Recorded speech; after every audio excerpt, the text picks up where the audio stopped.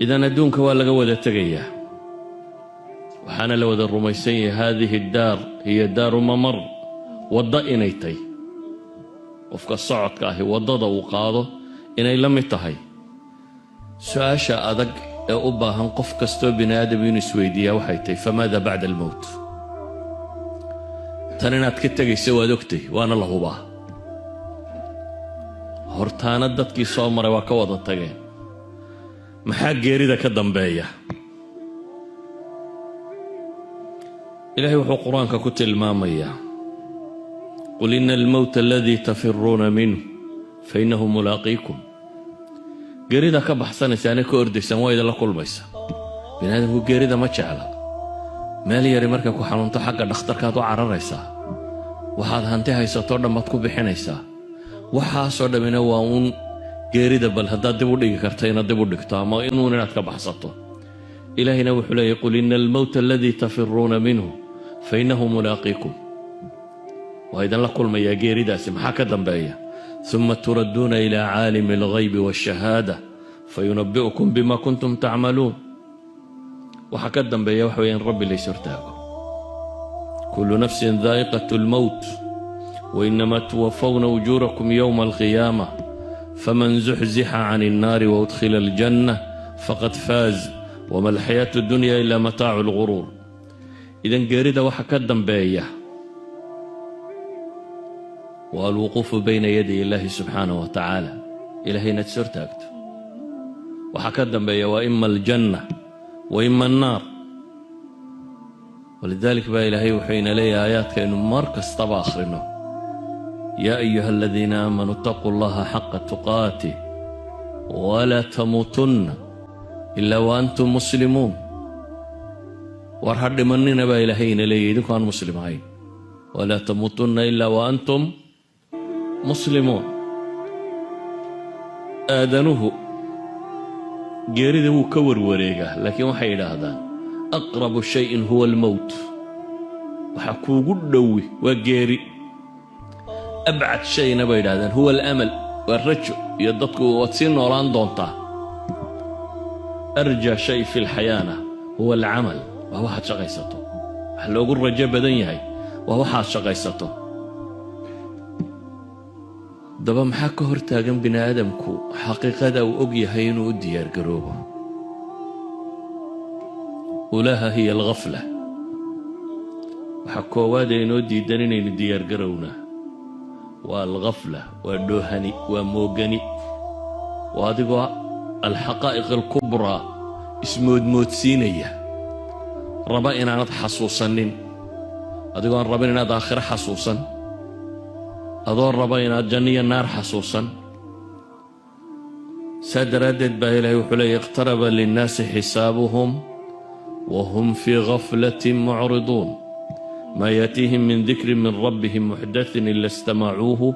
وهم يلعبون إلهي وحوين لي يدتك وحكو السعود وهذا حساب تودي إنه حسابنا أيه حالك حسابنا أيه وكستوبرية دقيقة كستوك الصومر تالو حسابنا أيه waxaad qiyaastaa waxaad soo noolayd waxaad soo qabatay waxaad soo jirtay waxaad ku soo fakartay waxaad ahaan jirtay waxaad qabatay oo rabbu samaawaati wal ardi ku weydiinayo oo lagu yiri waliba ilaahay hortiisa ka dhaqaaqi maysid qadama abdin yawm alqiyama ma dhaqaaqayaan ila ya as'ilada la weydiiyo mooyaan ilaahayna wuxuuna leeyahay dadka xisaabtii way ku dhowday iyana waa ghaafiliin ما يأتيهم من ذكر من ربهم محدث حق الرب قودو قما يمادو وانو عصب او إلهي دنكي سكتمي إلهي يوحي مقلان يقول ولع عيارتك وشربا إليه إلا استمعوه وهم يلعبون لقوه هذا وحي سو قادا يقول ولع عياريا أو لاهية قلوبهم با إلهي سبحانه وتعالى وأنذرهم يوم الحسرة إذ قضي الأمر وهم في غفلة وهم لا يؤمنون إذن أيها الأحبة